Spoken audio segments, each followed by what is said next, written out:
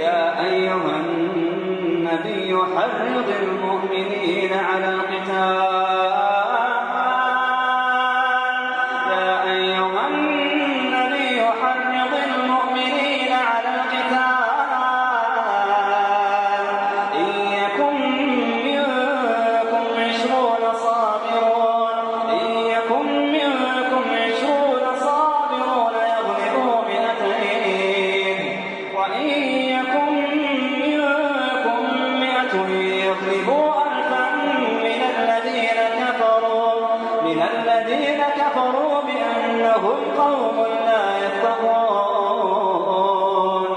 الآن خفف الله عنكم وعلم أن فيكم ضعفا فإن يكن منكم 100 صابرة يغلبوا 200 وإن يكن منكم 1000 يغلبوا 2000 بإذن الله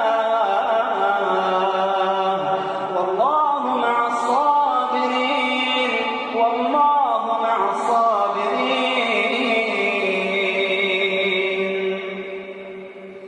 ما كان لنبي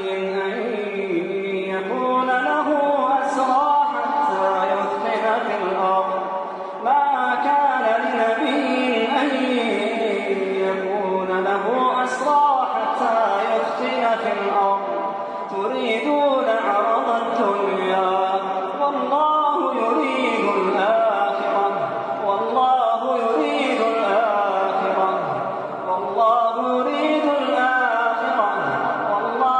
عزيز حكيم. جی حضرت، بس میں یہ پوچھنا چاہتا تھا کہ مولانا مفتی کفایت اللہ صاحب دہلوی رحمۃ اللہ علیہ، ان کے خاندان کا کبھی کوئی ذکر سننے میں نہیں آیا؟ ان کے خاندان کے اندر ایک زمانے میں ان کے ایک بیٹے تھے جن کے جو جمعیت علماء کی سرگرمیوں کے اندر انہوں نے حصہ نہیں دیا. نہیں، لیکن وہ کہاں رہتے ہیں وہ لوگ؟ وہ دلی میں رہتے تھے، ان کا انتقال ہو گیا. ان کے بیٹے جو ہیں وہ اب بس وہ جمعیت علماء سے وابستہ لوگ نہیں ہیں، اپنے اپنے کاروبار کے اندر ملازمتوں کے اندر. مولانا بشیر احمد بھٹا صاحب کا نام بہت جگہ آتا ہے. بھٹا، ان کا کوئی ذکر کہیں نہیں آتا؟ نہیں، ان کے بیٹے جو تھے وہ جمعیت علماء کے یو پی کے صدر تھے. جمعیت علماء یو پی کے صدر، اچھا، اتر پردیش کے صدر تھے. ان کا کیا نام ہے؟ مولانا عبدالجلیل صاحب سیوہاروی. وہ ان کا انتقال ہو گیا. اب ان کے بیٹے جو ہیں وہ 2 بیٹے تھے ان کے، وہ ایک کا تو انتقال ہو گیا ہے اور ایک بیٹا جو ہے وہ ضلع بجنور کا صدر ہے اس وقت، وکیل. آپ کے پاس یہ بس ایسے پکڑ لیں، آپ کے پاس جمعیت علماء ہند میں 1947 کا جو آپ کا آفس ہے اس پہ کوئی ریکارڈ ہے؟ 47 کا، 47 سے پہلے کا ریکارڈ تو بہت ہے. جمعیت علماء کی تجاویز کو دیکھیے اٹھا کر کے. جمعیت علماء کے جشن جو سالانہ جلسے ہیں اس سے پہلے کے، وہ سارے ان کے خطبات صدارت جو ہیں ان کو آپ دیکھیے. ان سے سارے ریکارڈ کہاں سے ملے گا؟ وہ تو آپ کو پاکستان سے بھی ملے گا، ہندوستان سے بھی ملے گا. پاکستان میں تو کہیں نہیں چھپا ہوا ہے، ہندوستان میں بھی ہے. آپ کے دفاتر میں یہ سارا ریکارڈ ہی پڑا ہوا ہے؟ کتاب کی شکل کے اندر چھپے ہوئے ہیں. ہاں، مکمل جتنے خطبہ صدارت ہیں جمعیت علماء کے اجلاس کے سن 47 تک، بلکہ اس کے بعد تک کے وہ بھی آ گئے ہیں. تجاویز بھی آئی ہوئی، چھپی ہوئی ہیں کتابوں کے اندر. یہ سپر ہاؤس کہاں پہ ہے دہلی میں؟ سپر ہاؤس کہتے ہیں کہ وہاں پہ سارا ریکارڈ اویلیبل جمعیت علماء. ہاں، میں نہیں جانتا ہوں. جمعیت علماء کی تجاویز تو آپ کو جمعیت علماء کے دفتر میں بھی مل جائیں گی، ایسی کوئی بات نہیں. ہاں، اس کے دہلی میں آفس ہے؟ ہاں، دہلی میں وہاں بھی ملے گی. اور یہ تو چھپی ہوئی تجاویز ہے، یہ تو آپ کو اس کے اوپر تو کام ہوا ہے. اور وہ کتابیں آپ اگر مجھے یاد دلائیں گے، اب رمضان تک تو کوئی بات ہونی مشکل ہے، لیکن اگر آپ مجھے رمضان میں بھی، تو میں دفتر سے کہوں گا کہ بھئی میں رمضان کے بعد آپ سے رابطہ نہیں، آپ رمضان میں بھی رابطہ کر سکتے ہیں. میرا نمبر لے لیجئے گا جی، مجھے یاد دلائیے گا تو میں آپ کے پاس بھیجنے کی کوشش کروں. مولانا احمد سعید دہلوی جو تھے، ان کی فیملی میں کوئی لوگ سننے میں نہیں آیا، کہاں پہ گئے؟ ان کے ایک بیٹے تھے جی جو دلی کی حد تک جمعیت علماء میں سرگرم تھے، پھر اس کے بعد گم ہو گئے لوگ، کوئی نہیں رہا۔ مولانا حفظ الرحمان صاحب کی کوئی اولاد؟ ایک ہی لڑکا تھا، وہ انتقال ہو گیا۔ مولانا کی زندگی میں بھی وہ جمعیت علماء سے وابستہ لوگ نہیں تھے، وہ بس اپنا ملازمت کرتا تھا۔ یہ تو دنیا ہے، یہاں لوگ پیدا ہوتے ہیں، گم بھی ہو جاتے ہیں، اولاد گم ہو جائے۔ بڑے بڑے علماء جو آفتاب و ماہتاب تھے، ان کے خاندان میں ایک فرد صحیح ہے۔ حضرت وہ یہ بتائیے کہ یہ جو آپ کی تاریخ پیدائش کیا ہے؟ کون سے سال آپ کی پیدائش؟ 41۔ اچھا 1941۔ آپ سے چھوٹے بھائی بھی ہیں؟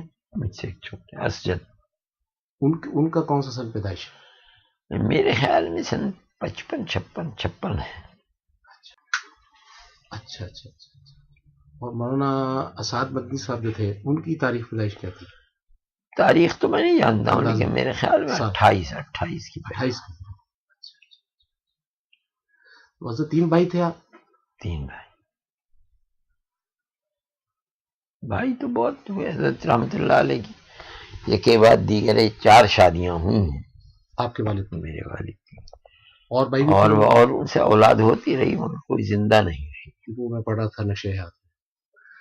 کچھ بزرگوں کا ذکر آتا ہے مولانا مدنی رحمۃ اللہ علیہ کے، کوئی سعودی عربیہ میں بھی رہتے تھے، مدینہ میں۔ یہ 5 بھائی تھے، جن میں سے 4 بھائی سعودی عرب ہی میں جنت البقیع میں مدفون ہیں۔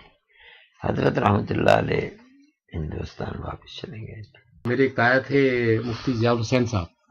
ضیاء الحق؟ جی ضیاء الحسین، ضیاء ضیاء الحق، الحسن۔ اچھا ضیاء الحسن بڑے تھے، جو 1918 میں پیدائش تھی۔ ہاں وہ ان کی وفات ہوئی تھی 1983 میں۔ اچھا۔ ان کے بعد تھے 1925 میں جو پیدائش تھی مولانا مفتی ضیاء الحسین صاحب کی، وہ ابھی 2010 میں فوت ہوئے۔ وہ تبلیغی جماعت کے ساتھ ہیں، تو ہر سال آیا کرتے تھے۔ بزرگوں کی عادت تھی، محبت کرتے تھے، شفقت کرتے تھے، ہم دنیا دار انسان تھے، لیکن وہ بزرگوں کی کوئی نہ کوئی کتاب مجھے دے جاتے تھے، ہر دفعہ آتے تھے۔ 2010 میں فوت ہوئے، مدینے میں دفن ہوئے۔ اچھا ان کے بعد تھے مفتی طیب صاحب۔ اچھا۔ تو بس انہوں نے مجھے بزرگوں کی دی کتابیں، تو میں سب سے زیادہ کمی محسوس کر رہا تھا کہ کتابوں کی حد تک تو ہے اردو کی کتابوں میں، انٹرنیٹ کے اوپر یا ایسے کوئی چینلز میں بزرگوں کی تفصیلات نہیں آتی۔ پھر میں اس طرف لگا، اور جمعیت علماء کی ایک اچھی تاریخ ہے جی، جس کو بہت تفصیل زیادہ ہو گئی ہے، نکالنا پڑتا ہے اس کو۔ آپ اس میں لیجیے، یہ جو شیخ آگے اولاد کی کوئی خبر نہیں، گم ہو گئے، کوئی ہے ہی نہیں اولاد۔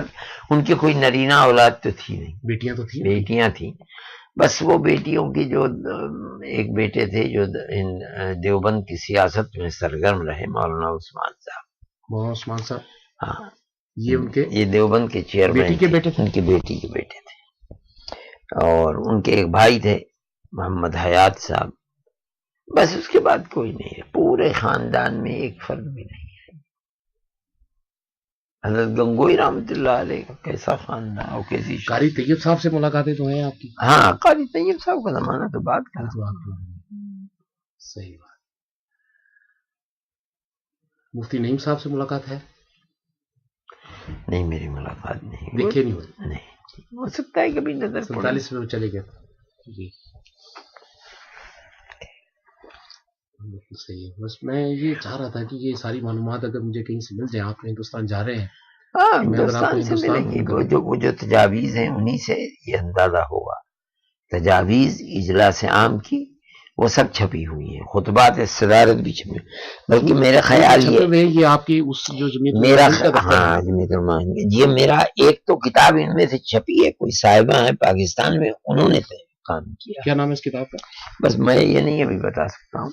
حضرت وہی ہے، علماء حق ہی ملتی ہے۔ نہیں، اور بھی میں یہ دونوں کتابوں کی نشاندہی کروں گا، اور اگر مجھے مل گئی کتاب آپ کے پاس بھیج۔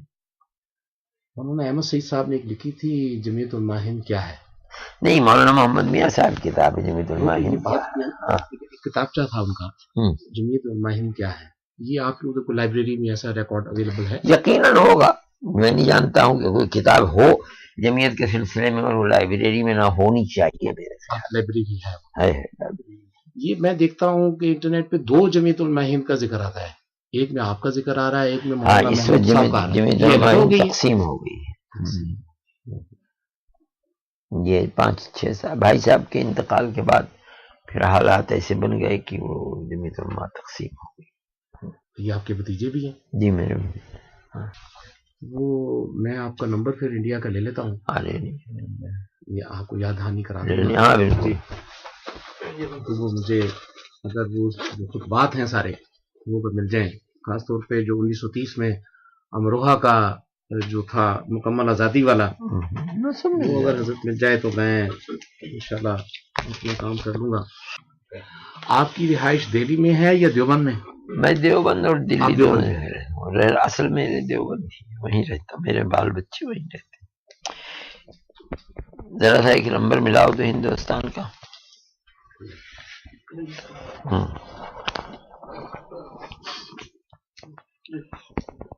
بہت مہربانی، آپ سے ملاقات ہو گئی، میں انشاءاللہ ہندوستان رابطہ رکھوں گا، اور 0091 931 3011 840۔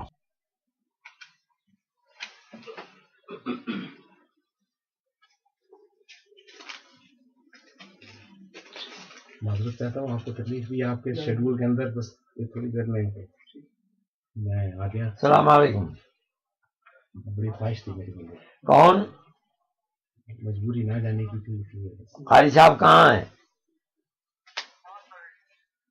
اچھا ٹھیک ہے، میں پھر سنت پڑھ رہے ہیں، ابھی فارغ نہیں ہوئے؟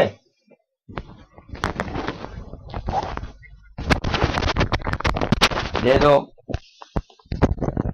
وعلیکم السلام ورحمۃ اللہ۔ قاری صاحب خیریت ہے؟ اللہ کا فضل۔ قاری صاحب ایک کتاب تو حضرت جو اجلاس ہیں جمعیت علماء کے، ان کے خطبہ صدارت کا ہے ایک تو، وہ بھی چھپی ہوئی کتاب ہے، تھوڑا سا کہاں جمع کیا ہے؟ ہاں، اور ایک پاکستان سے کوئی صاحبہ بھی جنہوں نے جمعیت علماء کی تجاویز کو جمع کیا تھا۔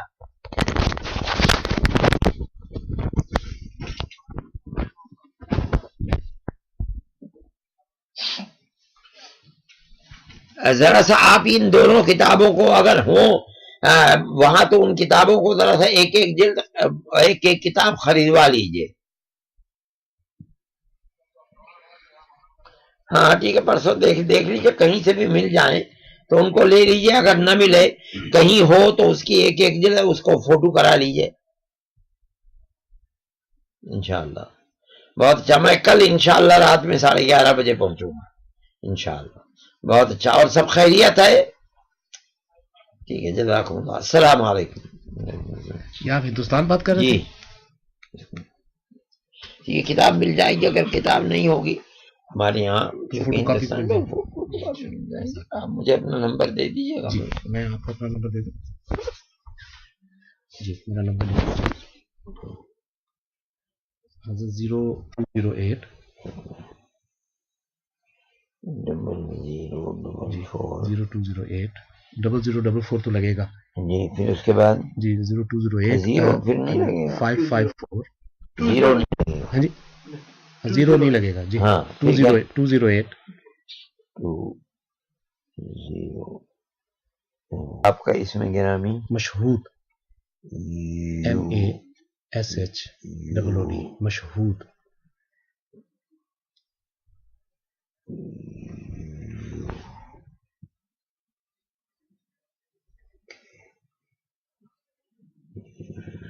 میں آپ کے جمعیت علماء ہند کے پتے پر ساری چیزیں آپ کو بھیج سکتا ہوں، پوسٹ کر سکتا ہوں؟ مشہور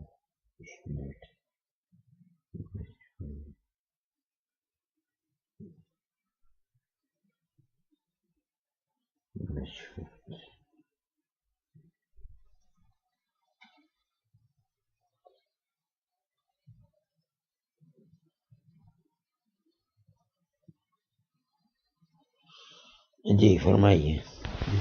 جمعیت علماء ہند کے آپ کا جو دہلی والا پتہ ہے اس پر میں آپ کو چیزیں پوسٹ کر دوں تو آپ کو مل جائیں گے؟ بھیج سکتے ہیں، زیادہ بہتر یہ ہے کہ آپ ای میل کر دیجیے، اور میں آپ کو ایک وہ دیتا ہوں جو میرے سیکریٹری ہیں، جی ان کا نمبر ہے 0091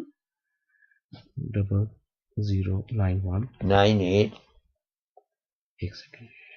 तो उनका नाम क्या है? इनका नाम है फजल रहमान, मौलवी फजल रहमान। आप इनसे बात करें मेरे वास्ते से। मैं आपका हवाला दे दूंगा क्या? ये आपको ईमेल वगैरह सब भेज देंगे, वो ज्यादा बेहतर है। जी इंशाअल्लाह। दुआए खैर की गुजारिश है। अल्लाह फजलुर रहमान साहब, मैं इंशाअल्लाह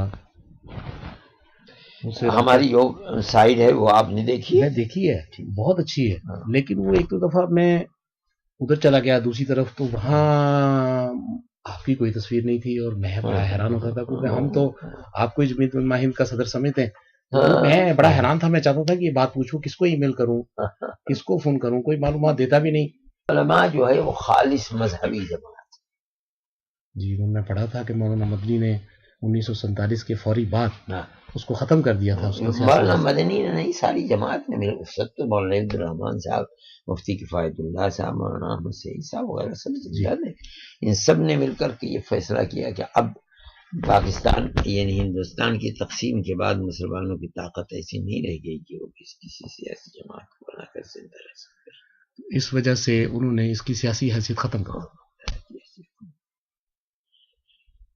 कत्ल व क़िताल का बाजार बड़ा शदीद गर्म था। तो ये हजरत जो आपके भतीजे ने जो जमात तोड़ी है वो सियासत करते हैं? वो तो पार्लियामेंट और असेंबली उनके साथ भी सब ऐसे ही लोग हैं। अब जमीयत उलमा को सियासत का जीना बनाना बात खराब है, इससे जमीयत का किरदार तो खराब हो गया, खत्म हो जाएगा। जिन लोगों ने पहले सियासत की, जैसे मौलाना अब्दुर्रहमान साहब थे, भाई साहब थे, इन लोगों के खुतबात जो पार्लियामेंट के हैं वो छपे हुए हैं हर मसले के अंदर, यानी अपनी जान की बाजी लगा करके ये लोग, इन लोगों ने काम किया। अब मौजूदा दौर में ऐसा नहीं है। वो 5 साल रहे हैं, एक पार्लियामेंट के अंदर एक भी बयान दे नहीं पाए हैं आज तक। तो इस सूरत हाल में जमात को अलावा इसके किताब पर लगा दिया जाए सियासत के लिए, और कोई चीज नहीं। वो गुजर गए जो लोग सियासत करते थे, उन लोगों की जिंदगी बड़ी पाकीज़ा जिंदगी थी और उन्होंने कौम के लिए जो काम किए हैं कोई उनकी नज़ीर नहीं पेश कर सकता। अब मौजूदा सूरत हाल ये नहीं है। हम तो सियासत से दूर रह करके सिर्फ जमीयत उलमा के मैदान से, चूंकि मुल्क जमहूरी है इसलिए अवाम का प्रेशर ये सबसे बड़ी ताकत है मुल्क के अंदर। हिंदुस्तान के अंदर जमहूरियत इतनी ताकतवर है कि कुर्ब जवार में दूसरे मुल्कों के अंदर नहीं है, और मुस्लिम किसी मुल्क के अंदर नहीं।